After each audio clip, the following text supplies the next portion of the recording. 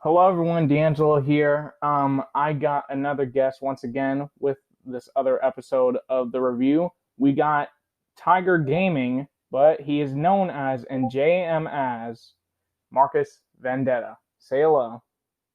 What's up, everyone? It's your glitter and gold king here.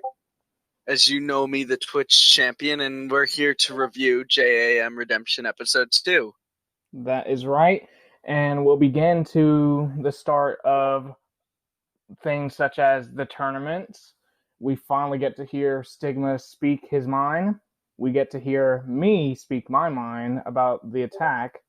And we get to see Marcus Vendetta in action with his tile defense. Indeed, and that is going to be interesting. In fact, we are about to start the show here with me, aka Thy King, coming out and making my first entrance with the JAM Twitch Championship. And I gotta say, this is probably the greatest entrance in JAM history. There's no other entrance that probably beats this. No, that does not even probably. There's no other entrance that beats this, okay? Because the way I just come down with that spotlight all on me, and it's just, it's actually a really nice entrance overall. What do you think of it? I think it's really good. It fits the gimmick really well, and it fits you so well, man. Like it's a really good fit into, especially with the whole king gimmick and everything. Indeed. Um, but Marcus here makes his way to the ring, of course, and now Marcus cuts a little promo here at the start of the show. It actually was a very interesting promo, and it was talking about how he told everyone that he was going to win the JAM Twitch Championship. How he said he was going to do it from the very beginning, and no one said he could do it, and then he ends up doing it at the end of the day.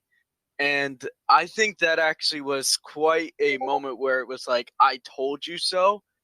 And here tonight, he says that he is going to embarrass the Hat Man. And, we get that little glimpse of a replay back with Vendetta speaking. And then, we go back, my bad, we go back to where that fatal five-way happened and where the end of the matchup, where Vendetta comes out of nowhere and pins Cheshire. And I think it's really interesting how everything works out. But you know what I mean. And then his opponent here, Cameron Inari, cuts a promo on him afterwards as well, and he talks about how Marcus Vendetta, didn't deserve the victory, and he said how he's going to take the JAM Twitch Championship. Okay, so the referee is raising the bell and is prepared to start the match between Cameron Inari against Marcus Vendetta. These two have a bit of a stare down, but Cameron over here immediately attacks, but Marcus has the advantage of it. Yeah, Marcus Vendetta, let me tell you, this man is agility. This man has everything it takes to be a wrestler, and he's just going to play around and toy around with this Hat Man. Marcus Vendetta, probably one of the best technical wrestlers I've seen in a long time. Technical wrestler / powerhouse, but, still. And as you see, he's been given the chance, getting the advantage of Cameron Inari, and he's been mostly taking over for a majority of certain points of the match. There's eventually a point where Cameron Inari actually gets back, but just for a few seconds. I mean, of course, Cameron Inari hasn't really shown anything. I'll tell Like you. since this is his. I'll tell you real quick, D'Angelo, that when Marcus came to that top second rope and he dropped back with that elbow, and then Cameron Inari puts him in that sleeper hold, I actually thought Marcus Vendetta right there was going to tap out. I really thought that was going to be the end of the matchup, and that's what you get out of this hype, and that's why I like this matchup, because I really thought for the majority of this match, Marcus Vendetta dominates Cameron Inari, and then out of nowhere, Cameron just locks in this sleeper hold, and that could have been it. Yeah, that could have been it, actually. Yeah, I really thought that Cameron Inari would have had it too. Now I think about it, because normally when it comes to the rear naked choke or the chokehold, which this move is considered as the lucky charm, I think. Yes. That kind of move can just left you breathless. You can't breathe anymore. You can't do anything to escape any of that. But yeah, majority of it was Marcus's advantage. Cameron has his moments where he gets a little strike, a grapple, or something in. But there is a point where the ref is down and Marcus completely takes advantage of it by doing some dirty tactics, as claimed by Daniel Martin, and he actually wins the match with that dirty tactic and hitting his finishing move. Of course, the glitter and gold DDT, one of the best technical moves in professional wrestling. I don't know what you're talking about cheating, but on a for real, Marcus Vendetta, he has to do whatever it takes to retain that championship. In this world, it's you either are going to be this champion who's going to put yourself in the biggest risk of them all to lose that championship, or, every once or so often you have to use a dirty tactic in wrestling. And Marcus Vendetta was genius enough to do that. Marcus Vendetta used his championship as a weapon, not for the purpose of, wanting to hurt Cameron Inari, but for the purpose of he is the champion and he'll do whatever it takes. And that's why I look to it more as a positive here. Despite him cheating, technically, you'll do whatever it takes to be champion. Fair point. But other than that, it's revealed that the tournament still goes on with the matches of Smokey and Thiago, Darrow against Owen Clark, Esno against a mystery man, Ryu against John Awesome, and also reveals that I will be speaking my mind as well. And not only that, but we get a reveal of the first pay-per-view. All right, introducing next is Cameron Bash talking about the next pay-per-view for JAM, and he presents the pay-per-view name as Unleashed.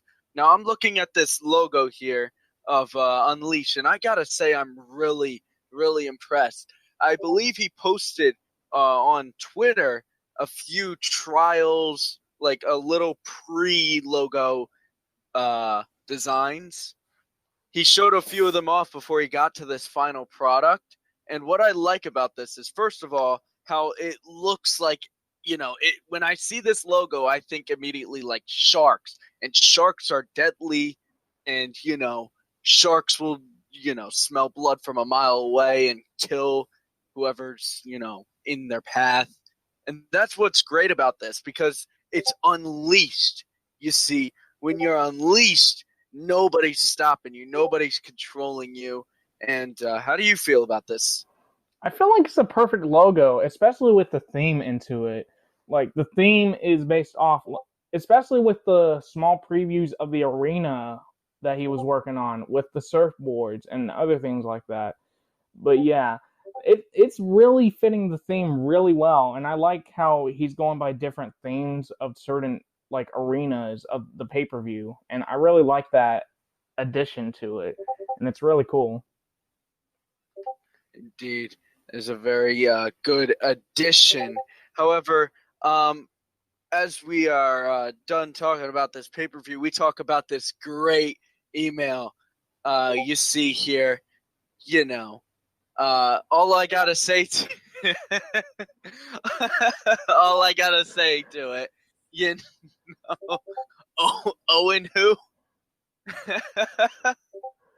That says it all. That says it all. At this point, we don't even need to read the email. The Owen who says it all. But after that, we get to the actual match. Jimmy Darrow facing Owen Clark. Jimmy Darrow is making his way to the ring to have his first match in the tournament.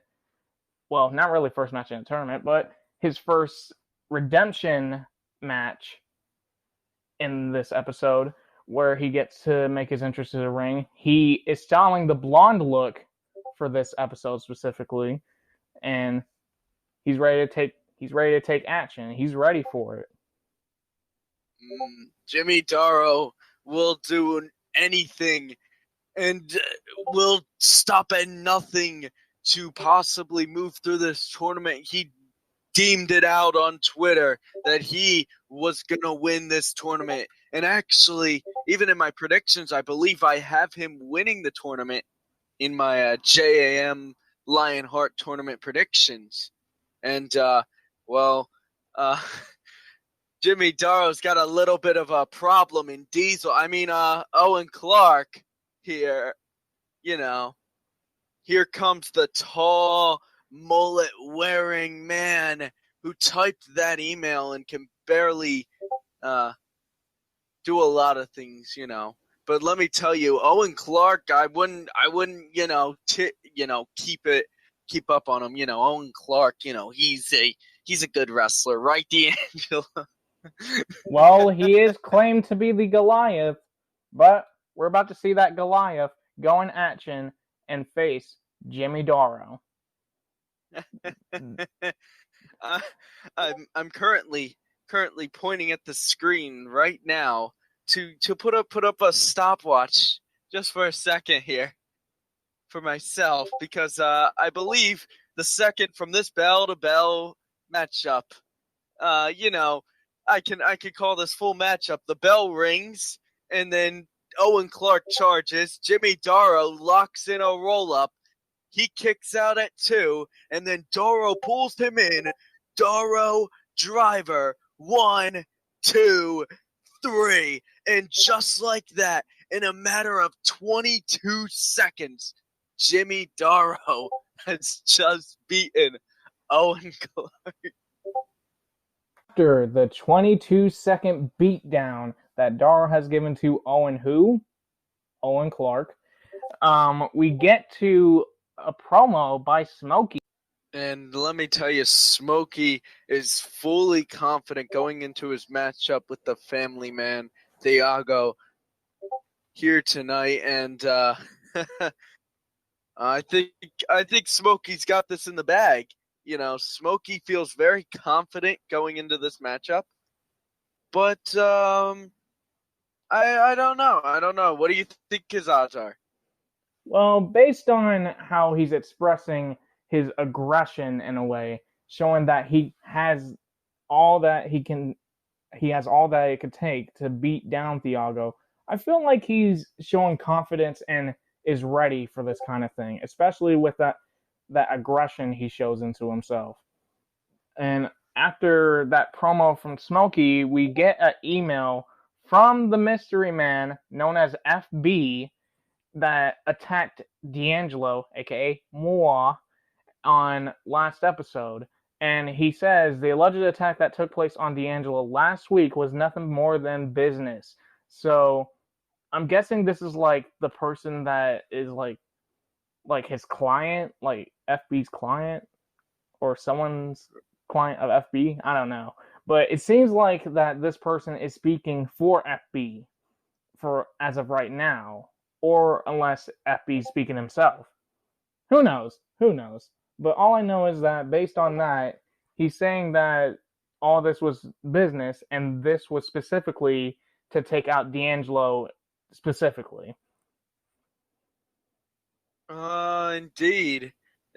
That email, of course, was specifically targeting D'Angelo, and it kind of leads into something later that we'll see in this episode. But for now, we have Smokey making his entrance, and let me tell you, first things first, I love this attire. I love how his outfit looks here in this matchup, and I really think that this dude right here has what it takes to possibly even win this tournament.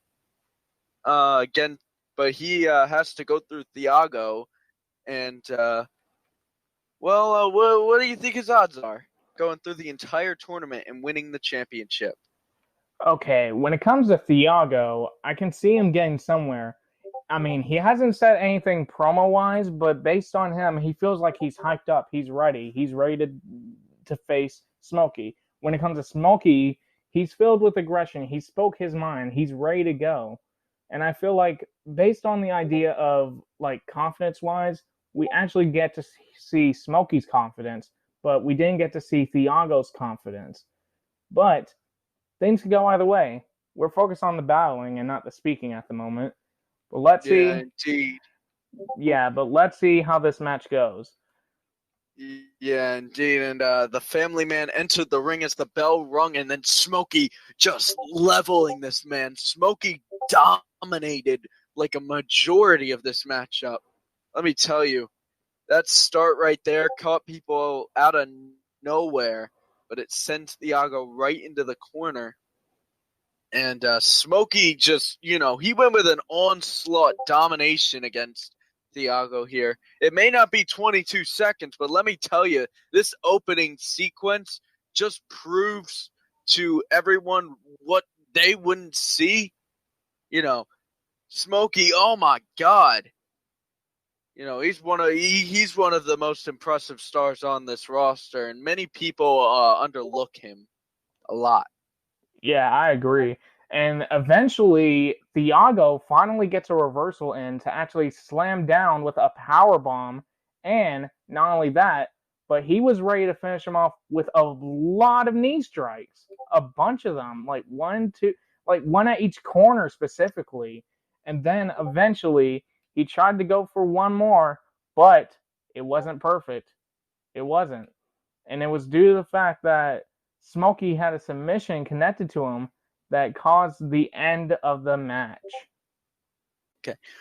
Smokey here locked in that submission, of course, that sudden submission. I haven't seen this submission much, nevertheless at all. I've never seen this submission all before, but that's what makes it very unique, that this submission alone is very devastating. And after about a few seconds, Thiago unfortunately has to tap out, and that takes away his spot in the JAM Lionheart Championship Tournament, which now leads Smokey on to go fight Ryan Hunter. And how do you feel about that one? Smokey and Ryan in the same ring after what you just saw from Smokey. Bro, that is going to be a back and forth match. I can already see it. Like Ryan might be all Terminator up in there, all solid steel up in there, and Smokey will just show his aggression in many ways, and we could possibly see the chance of Smokey continuing forward if he can handle the man known as Ryan Hunter, especially with Ryan's skill and agility and strength advantage, like the domination in him. But after all that, with Smokey's victory, we get to hear a promo from Joshua Cheshire. The promo by Joshua Cheshire as he shares his thoughts with Marcus Vendetta heading into his match on JAM Episode 3, which is coming out September 26, 2020, unless it's already out by the time you're watching this. However, either or, Cheshire talks about how he wants that opportunity against Marcus Vendetta again, and apparently Marcus Vendetta has accepted this challenge where Joshua, shares his thoughts, shares a little bit of a, message for him even. But going into JAM Redemption Episode 3, they will fight for the JAM Twitch Championship. And how do you feel about this promo? I feel like this promo shows that Joshua is the voice of JAM. Because, man, the way he speaks is a perfect way that showcases his character very well. And, he's got that attitude that can display something and, showcase some top promos. Same with Marcus Vendetta, too. They both have impressive promo skill, and they're the voices of JM. But other than that, we got to get to a very big one with Stigma finally speaking his mind.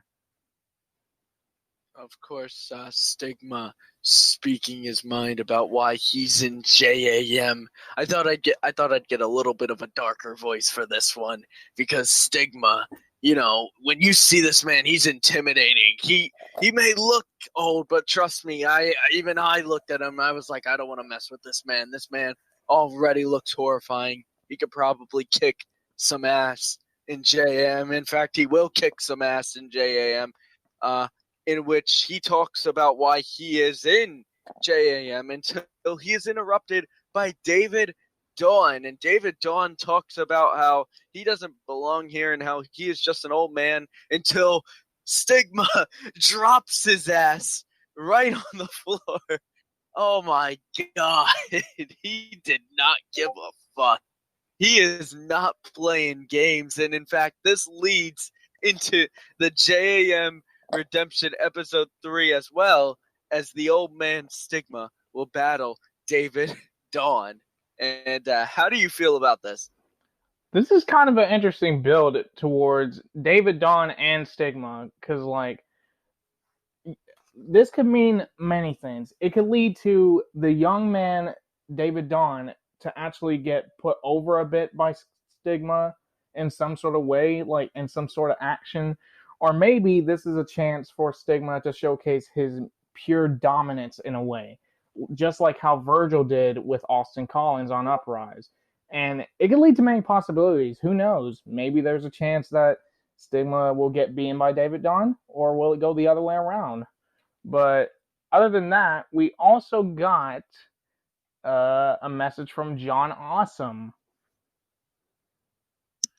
I don't really have much to say on John Awesome. This kid was trained by Mike Awesome. And let me tell you something about John Awesome. He has this confidence and ability here to possibly make it in JAM episode.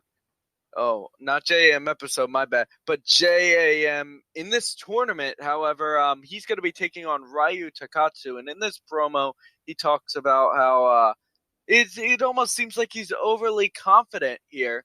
Way too overly confident stepping into this matchup against Ryu Takatsu. And, well, honestly, it's hard to tell who's going to win this matchup. I mean, I really had trouble thinking who was going to win this matchup, but, We start things off with Ryu making his way to the ring as one of the competitors, also part of the Lionheart tournament. And he's making his way to the ring very hyped up, ready to go, and ready to display some action in the ring. He's going to be facing John Awesome, which is one of the opponents that made a promo earlier. And we get to see that happen. Let me tell you something about Ryu and John Awesome. And these two men seem very alike when it comes to wrestling ability and all. You see, Ryu coming down to the ring, I really like that outfit, by the way, that Ryu's wearing. But we wanna take you more over to John Awesome here. John Awesome, let me tell you something about this man. He has that cocky and egotistical. You could see the way he walks to the ring tonight. He is thinking through his head, okay, I have full-on confidence that I'm going to walk into this matchup and I'm just going to destroy Ryu. I'm going to move on. Everything's going to be okay. But I think he got a little bit too over himself throughout this matchup, where he was thinking that he was, going to win this matchup fully.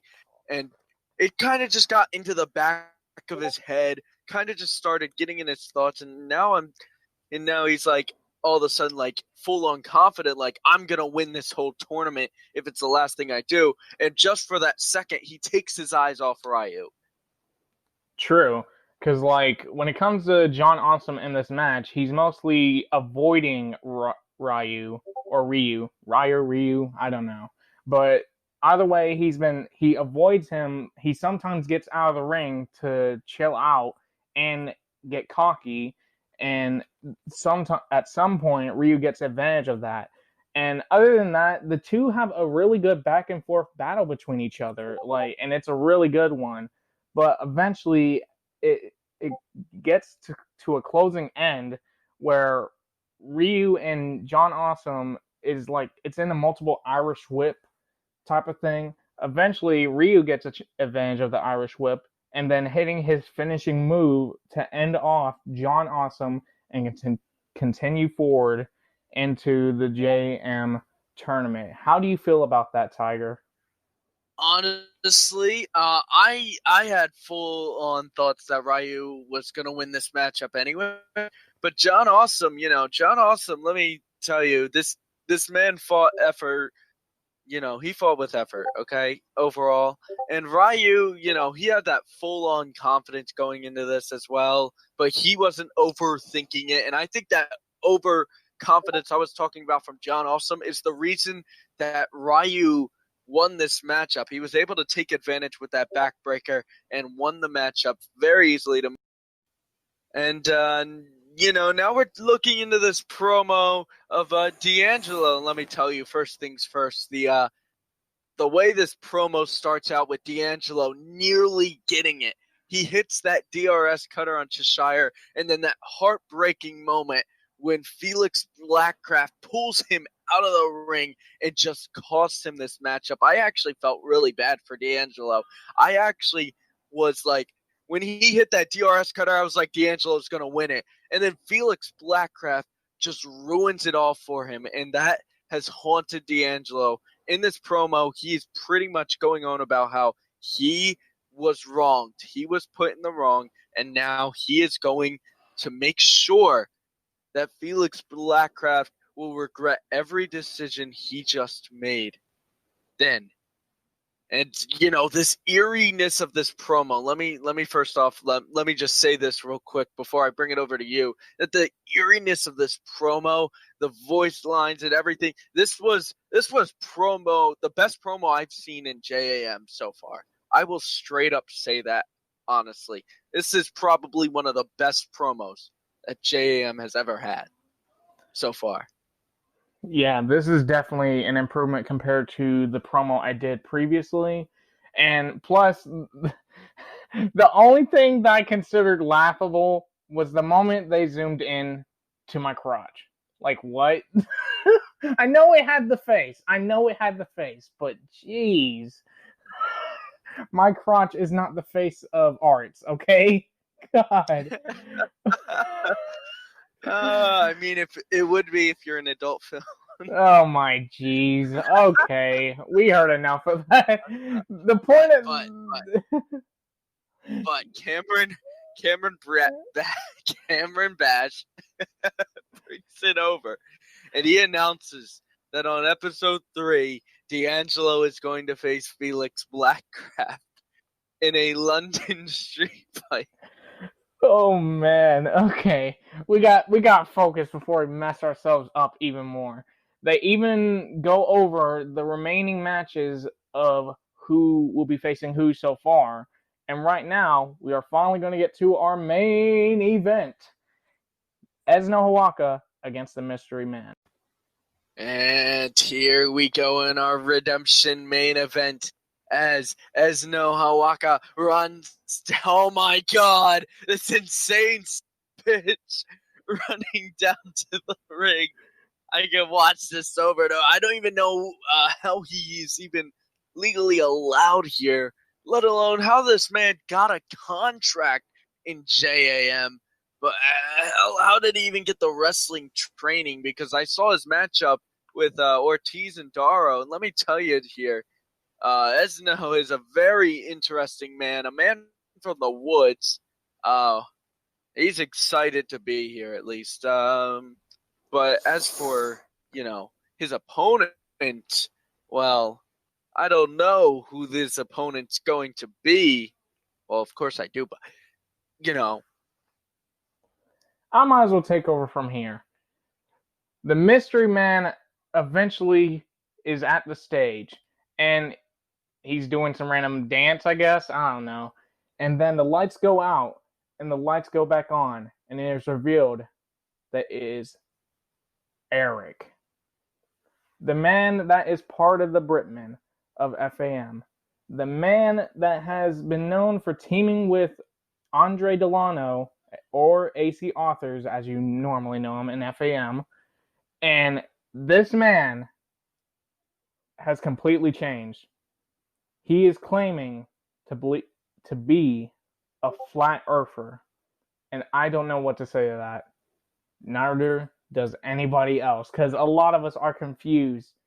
I'm not referring to Andy Badwell. I said Andre. Don't worry, people. It's not Andy Badwell. Don't worry. but either way, Eric reveals that he's a flat earther and he does not care about anything else. And he wants to expose that the world is flat. And oh my God, let me tell you, one half of the Britman is in JAM. And let me tell you something about Arik here. He is a flat earther. And you know what? There's nothing wrong with being a flat earther, But the problem here is that Esno is from the woods. So, I don't think he even knows what shape the earth is. And so, I think Arik is really here to educate Esno.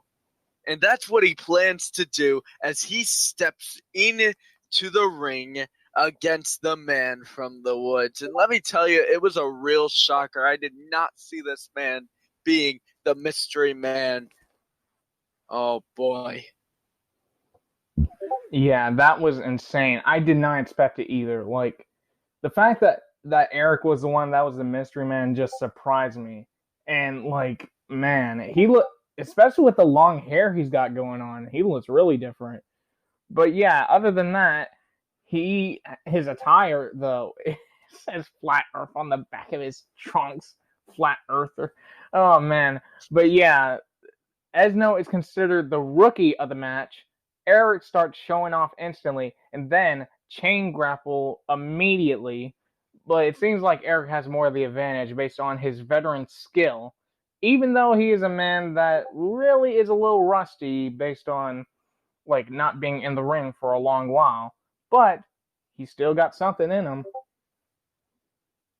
Oh, I mean, even if he hasn't been in the ring for a while, man, I don't know how much training of wrestling he has, but let me tell you, this was a great matchup, and this was a great way for Arik to make his return here in JAM because he went up against Esno. Esno may not know much about wrestling, but these two kind of work together, and these two put on an excellent match, and I can see why this matchup was main eventing. These two put on around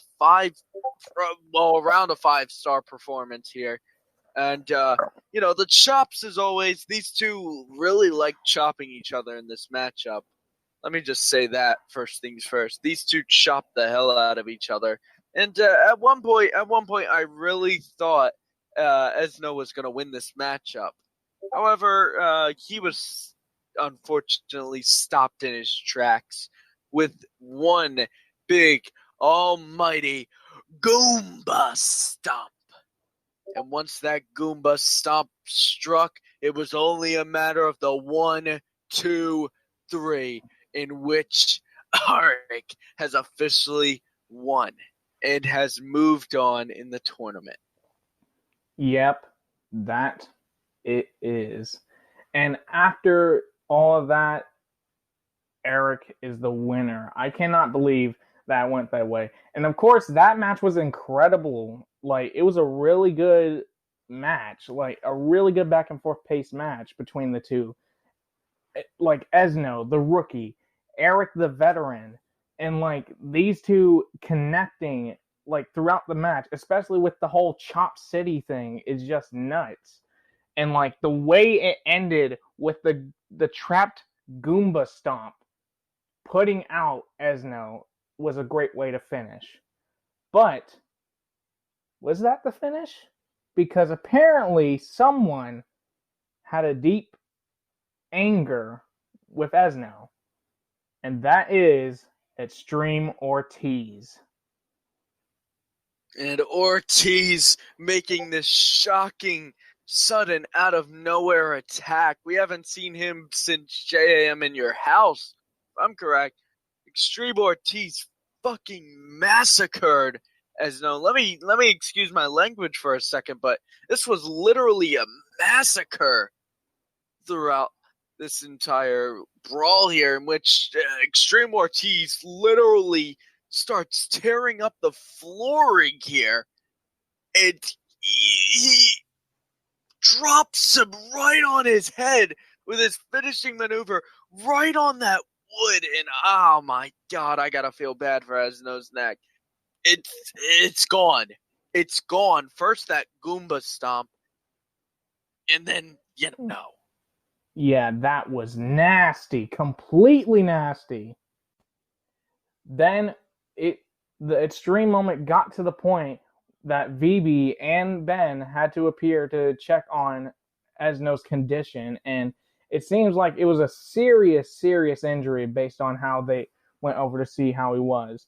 Of course, Extreme Ortiz gave the middle finger to the people that were trying to check on Esno, and like he's just showing the definition of ruthless.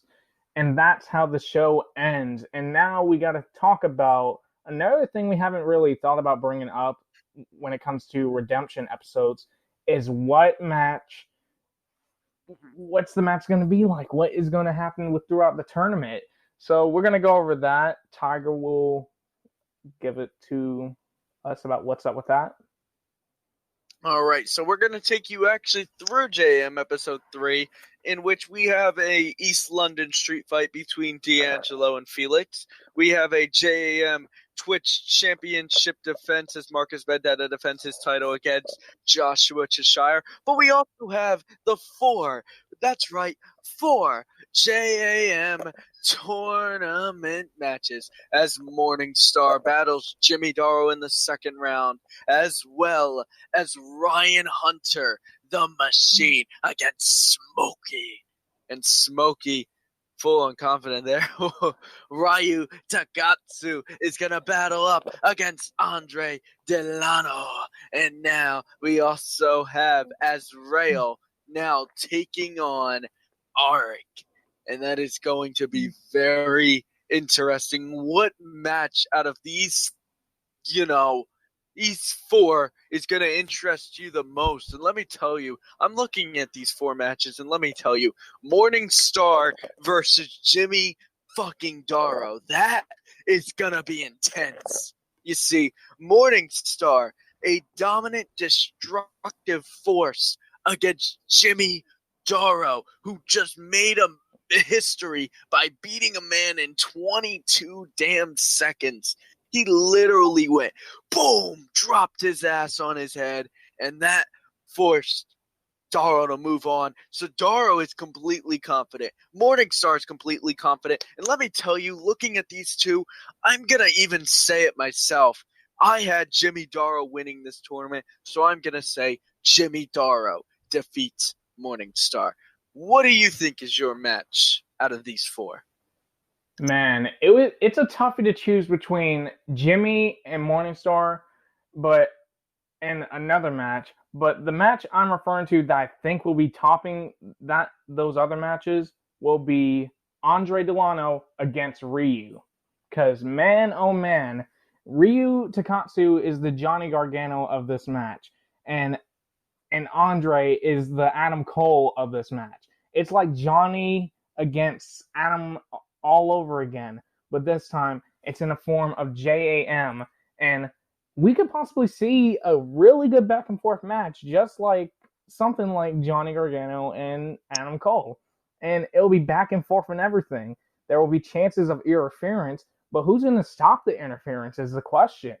So I'm really interested to see how that match goes, and I'm really pumped to see how all the other matches go too. I think that comparison of Gargano and Cole, which happened 4 years ago, is definitely something that I could compare to this matchup between between Andre Delano and Ryu Takatsu.